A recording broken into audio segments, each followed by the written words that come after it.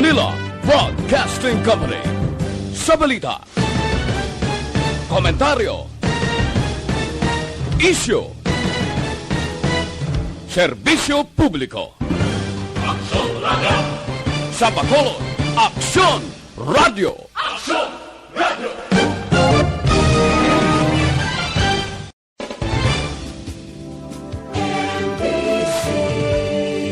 Manila Broadcasting Company. Sa balita, komentaryo, isyu, serbisyo publiko. Aksyon Radio! Sa Bacolod, Aksyon Radio! Aksyon Radio!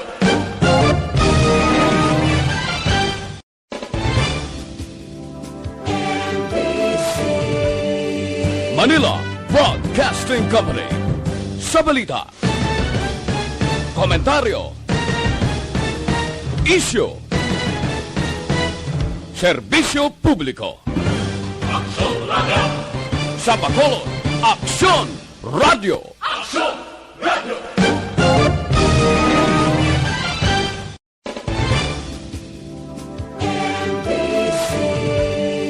Manila Broadcasting Company.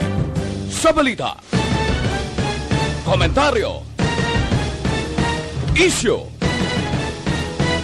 serbisyo publiko. Aksyon Radio! Sa Bacolod, Aksyon Radio! Aksyon Radio!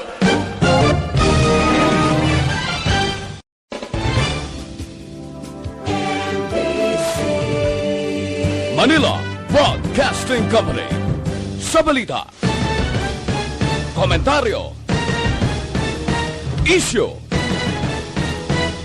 serbisyo publiko. Aksyon Radio! Sa Bacolod, Aksyon Radio! Aksyon Radio!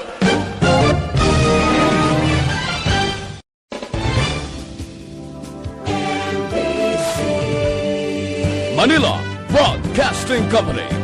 Sa balita, komentaryo, isyu,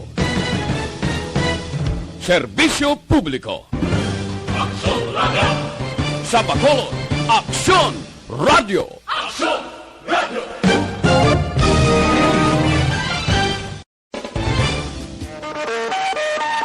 Aksyon Radio Philippine Standard Time, las 6:36.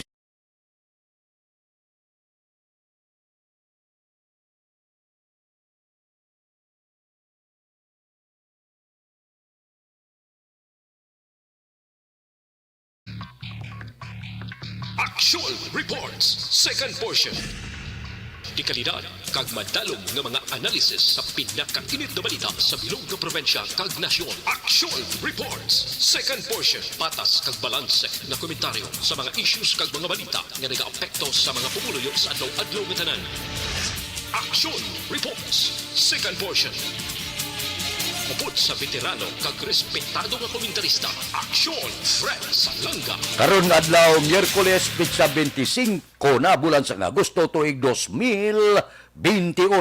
Anano ang mga balita kag isyu nga aton talakayon para karon nga adlaw. Ang Kamara nag-approve na ikatatlo kag final reading sa paghatag penalidad batok sa nuisance candidate. Presidente Rodrigo Duterte Porte nya handa ko pangapinan si DOH Secretary Francisco Duque bisan pa kontrahon ako sa bilog nga pungsod Pilipinas. Legal opinion sang DILG angot sa magabulos sa nagtaliwan nga si Councilor Elmer C. Kabukusan sini nga mga isyu talakayo naton sa indi gidlang madugay. Ining mga balita kag isyu idulong sa aton sang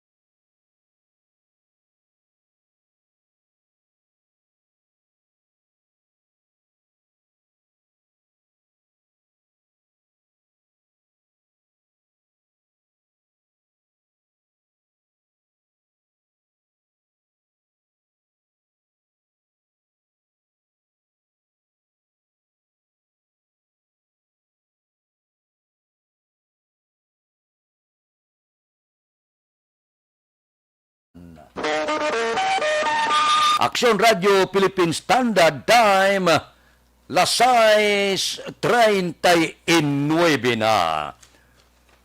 Ang Kamara de Representantes kahapon, inaprubahan nila sa ikatatlo kag final reading na ang tikang nga magapapanaog sang penalidad batok sa ginatawag nuisance nga kandidato.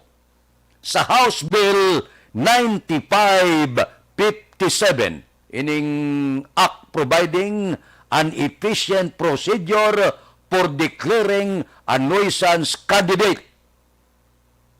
Daw butuhan ini 191 gid affirmative nga buto sa plenary session agod nga pataas-tason man ang aton sini level sa mga kandidato nga magapapili, labi na gid kung magapapili siya sa pagka-presidente, vice-presidente, senador.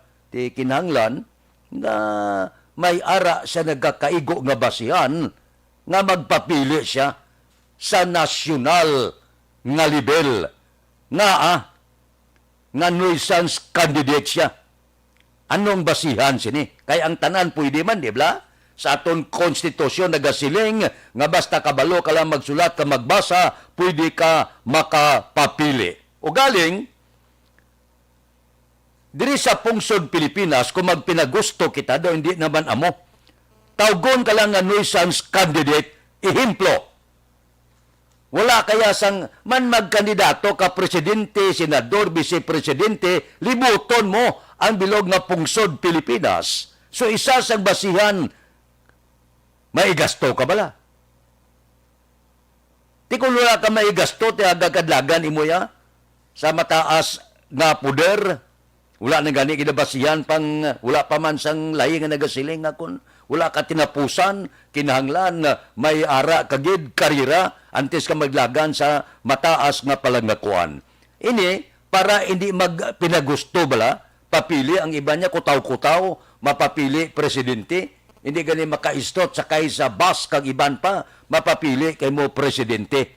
Ti bangod sini ang Kongreso nagpasar na kinanglan hindi ta magpadaso-daso kag tagaan mabulubugat nga penalidad ining mga nuisance candidate nga hindi magpinagusto file bala sang ila certificate of candidacy. Te suno sa report dako-dako ang penalidad nga mahimo ipapanaog sa nuisance candidate. Kada eleksyon gid kabalo kamo, kita nyo man na kada eleksyon may mga presidente nga papili, may harap yang daw hindi maintindihan, kundi nagtuhaw nga kagulangan, gulpila, magwa ngalan niya, mapapili siya presidente, pero daw hindi amo. Ini nga mga kandidato kung magpapili ka magkampanya, liable sila, kag tagaan penalidad. May man niya, bisan paano, istriktuhon taman jutay, nga hindi mata magpinagusto, nga bisan sinulang pwede kadagan presidente, bisan sinulang pwede kadagan vice-presidente, kag senador, kay ginabasihan naton ang konstitusyon, basta kabalo ka lang magbasa, kag magsulat, okay, kapapili ka na. Grade 1, grade 2, kabalo na magsulat kala niya. Papili ka presidente, grade 2, grade 1, grade 3 ka lang, daw sobra naman na. So, nami man niya. Bisan paano tagaan taman, ulo istrituhon taman, kay kalaway lang pag-abot sa eleksyon, mapagusto lang itapay sa aton certificate of candidacy. Timay ni, kaya probado na sa third kag final reading nga papanaugan matulutigdas medyo makahang-kahang nga penalidad batok sa nuisance nga mga kandidato. Aksyon Radio Philippine Standard Time, las 6:43. Mabalik kami pagkatapos ini.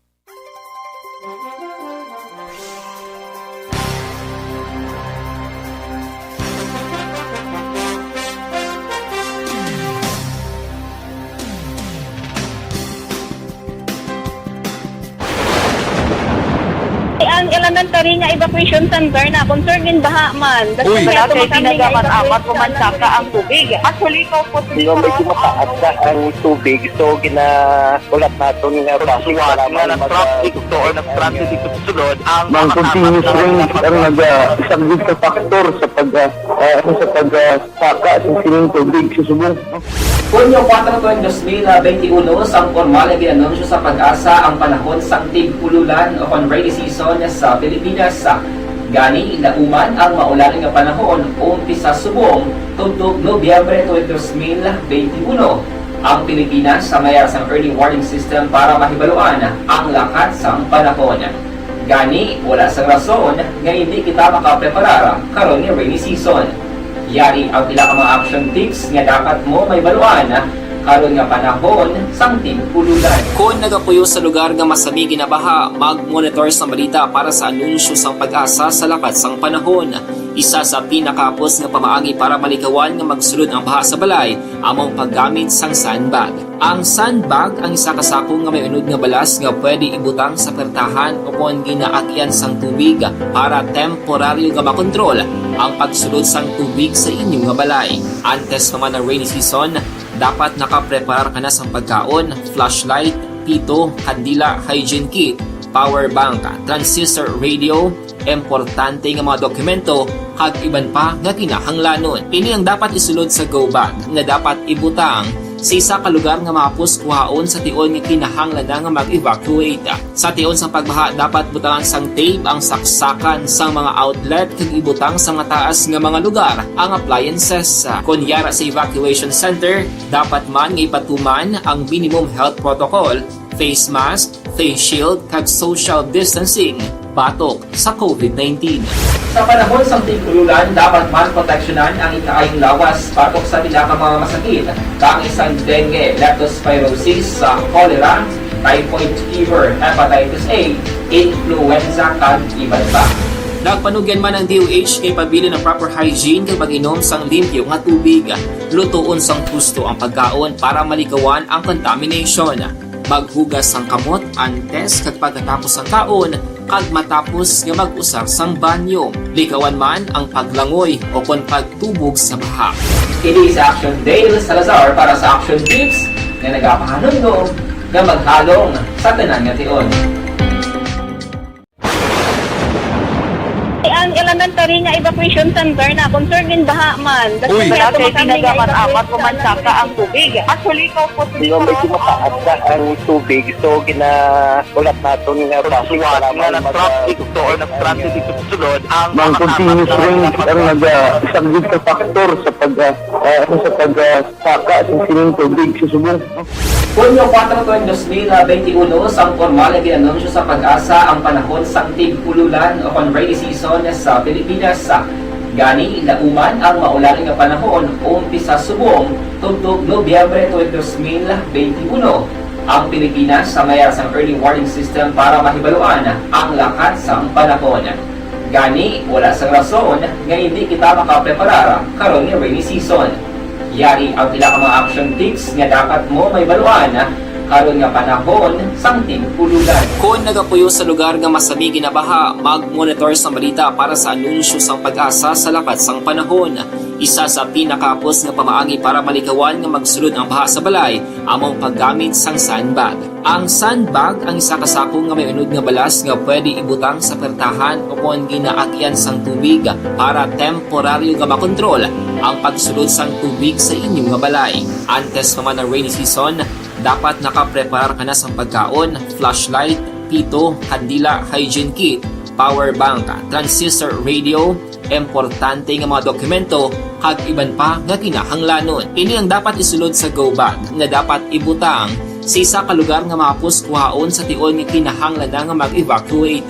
Sa tion sa pagbaha dapat butangan sang tape ang saksakan sang mga outlet kag ibutang sa mga taas nga mga lugar ang appliances. Kunyara sa evacuation center, dapat man nga ipatuman ang minimum health protocol, face mask, face shield kag social distancing batok sa COVID-19. Sa panahon sa tig-ululan, dapat man proteksyonan ang ikaayong lawas batok sa pila ka mga masakit, kang isang dengue, leptospirosis, cholera, typhoid fever, hepatitis A, influenza, kag iban pa. Nagpanugyan man ang DOH kay pabili ng proper hygiene kag pag-inom sang limpyo nga tubig. Lutuon sang husto ang pagkaon para malikawan ang contamination. Maghugas sang kamot antes kag pagkatapos ang kaon kag matapos nga mag-usar sang banyo. Likawan man ang paglangoy o kon pagtubog sa baha. Kini sa Action Dale Salazar para sa Action Tips na nagapahanundong nga maghalong. Alas 6:49, ang masunod nga isyu idul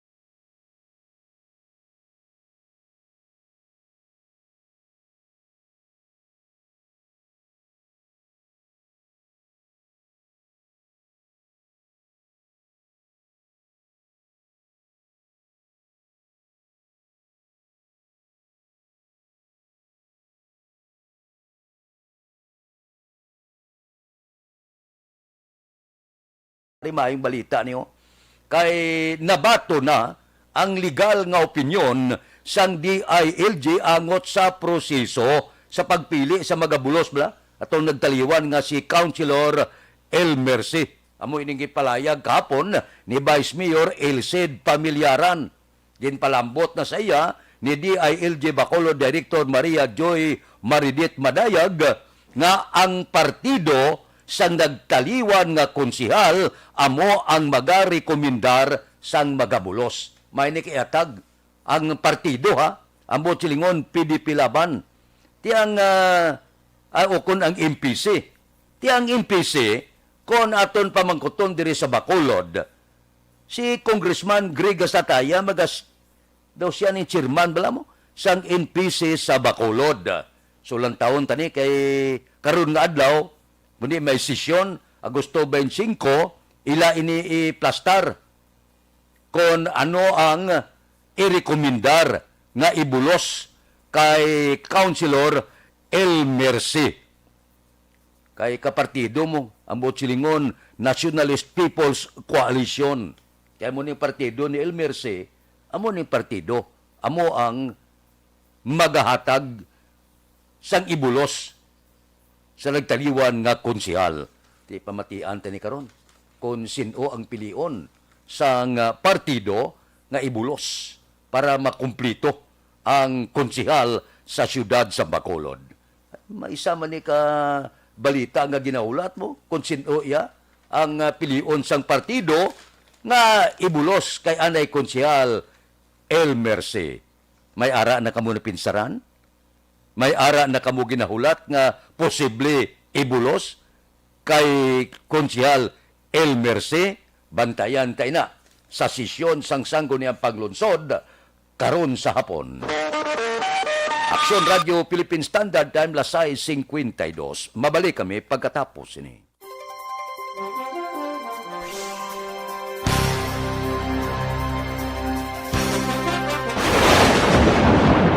Ang elementary nga evacuation center na concerned baha man. Uy. Kaya kay pinagamat-amat kumansaka ang tubig. Actually, ko po Yung medyo mataas na ang tubig, so ginaulat natin nga Siwat nga nag-traffic to or nag-transit dito sa sulod ang Mang continuous rain ang nag-isang sa factor sa pagsaka sa sining tubig sa subong.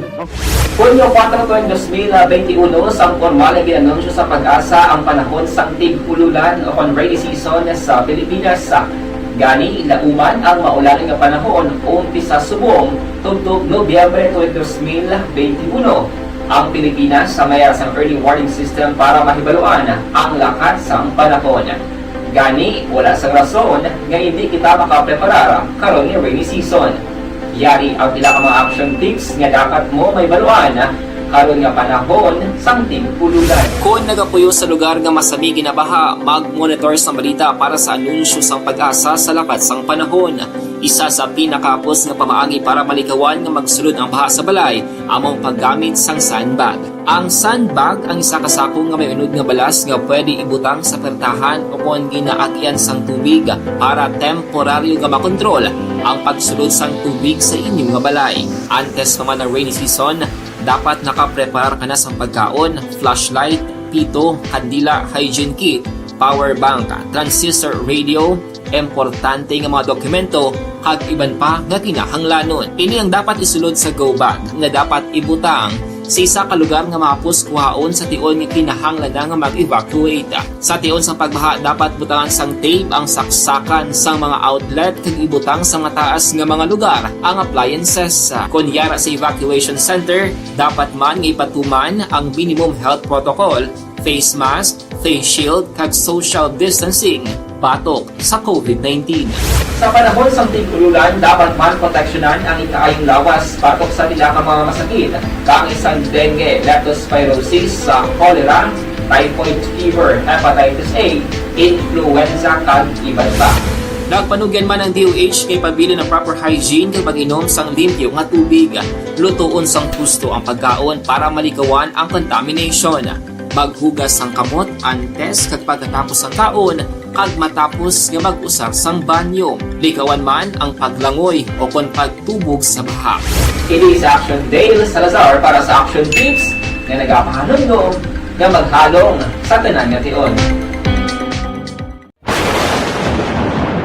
Ang elementary nga evacuation center na concern din baha man. Uy. Wala kay tinagaman apat pumansaka ang tubig. Actually, ko po So, medyo mataas na ang tubig. So, ulat natin nga Pasuwat nga nag-traffic to or nag-traffic dito sa sulod ang Mang continuous rain ang nag-subject sa factor sa pagsaka sa sining tubig sa subong. Punyo 4 2021, sang formal na ginanunsyo sa pag-asa ang panahon sang tig-ululan o kon rainy season sa Pilipinas. Gani, nauman ang maulaling nga panahon umpisa subong tugtog Nobyembre 2021. Ang Pilipinas sa mayar sang early warning system para mahibaluan ang lakat sang panahon. Gani, wala sang rason nga hindi kita makapreparar karon nga rainy season. Yari ang pila ka mga action tips nga dapat mo may baluan karon nga panahon sang tig-ululan. Kung nagapuyo sa lugar nga masami ginabaha, mag-monitor sa balita para sa anunsyo sang pag-asa sa lakat sang panahon. Isa sa pinakapos nga pamaagi para malikawan nga magsulod ang baha sa balay among paggamit sang sandbag. Ang sandbag ang isa ka sako nga may unod nga balas nga pwede ibutang sa pertahan o kung ginaagyan sang tubig para temporaryo nga makontrol ang pagsulod sang tubig sa inyong nga balay. Antes naman ng rainy season, dapat nakapreparar ka na sa pagkaon, flashlight, pito, kandila, hygiene kit, power bank, transistor radio, importante nga mga dokumento kag iban pa nga kinahanglanon. Ini ang dapat isulod sa go bag nga dapat ibutang sa isa ka lugar nga mapus kuhaon sa tion nga kinahanglan nga mag-evacuate. Sa tion sa pagbaha dapat butangan sang tape ang saksakan sa mga outlet kag ibutang sa mga taas nga mga lugar ang appliances. Kunyara sa evacuation center, dapat man nga ipatuman ang minimum health protocol, face mask, face shield kag social distancing batok sa COVID-19. Sa panahon sa tig-ululan, dapat man proteksyonan ang ikaayong lawas batok sa tila ka mga masakit, kang isang dengue, leptospirosis, cholera, typhoid fever, hepatitis A, influenza kag iban pa. Nagpanugyan man ang DOH kay pabili Action Radio Philippine Standard Time las 6:58. Bao limitadong oras perti kadamo lagko nga isyo. Si Presidente Rodrigo Duterte bao kagabi porting dipinsaya kay DOH Secretary Francisco Duque III. Siling niya kon mag-file sa sang resignation niya batunon ko. Pero kung ako mag-file siya nga palinon sa nongka bisan kontrahon pa ko sang bilog nga Pilipinas pangapinan ko gyud si Duque. Porte ang kabit ni Duque kay Presidente Rodrigo Duterte. Nya kon maipakita nga ebidensya, bisan libo lang, nga nangawti siya, kakason ko siya. Pero kung wala kamo sang ebidensya, bisan kung taon di ko tanan, hingapinan ko gyapon si Francisco Duque. porte nga grabe, no? Amo niya ang pagmiguhay kag abyan kag kapartido.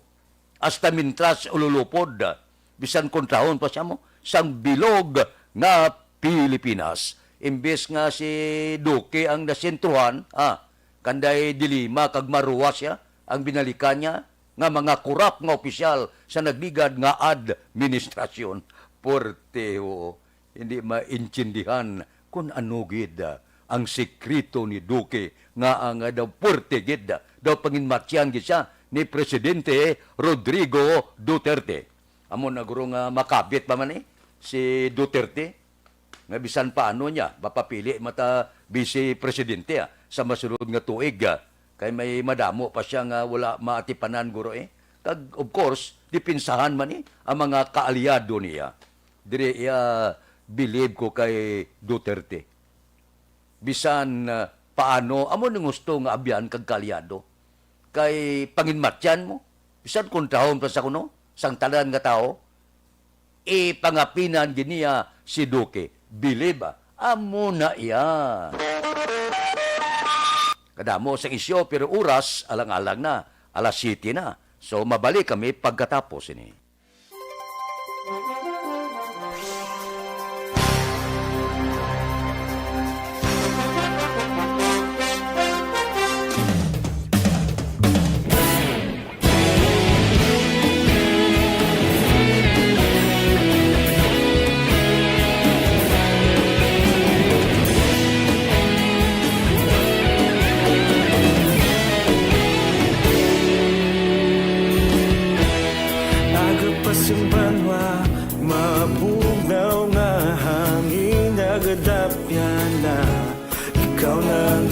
Pamatian namon ginasandigan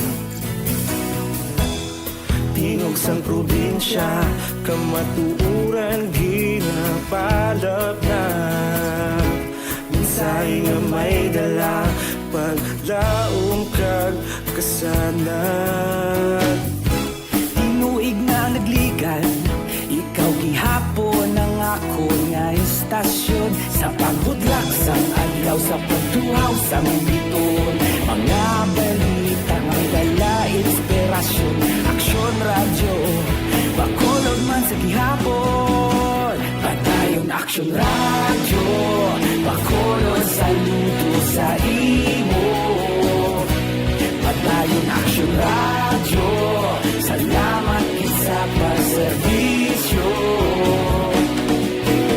Patas kag balanse, matuod nga mensahe Wala sang hinadang pilihan Padayon Aksyon Radyo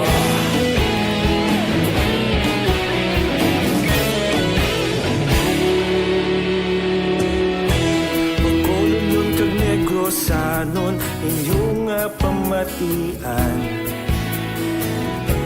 Stasyon nga nagapalaplag sang kamaturan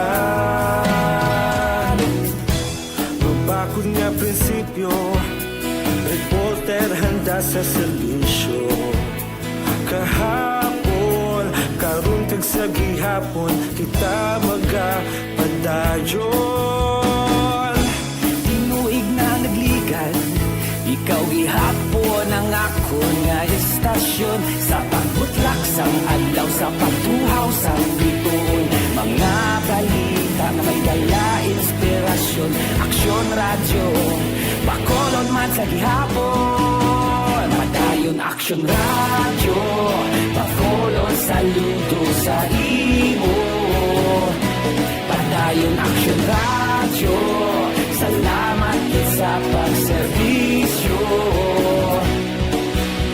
Patas kag balanse Matuod na mensahe Wala sa ginadang pilihan Padayon Aksyon Radyo Una sa balita, una sa aksyon, sa Bacolod Aksyon Radio. Una sa balita, una sa aksyon, sa Bacolod Aksyon Radio. Kita ulog na ngay Sumsan ang mga kahintangan Responsable ang pagbalita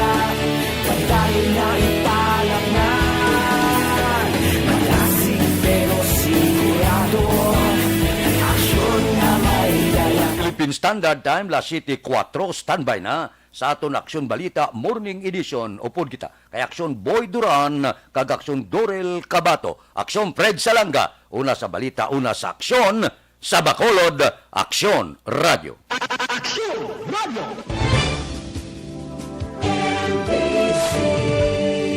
Manila Broadcasting Company. Sa balita, komentaryo, isyu,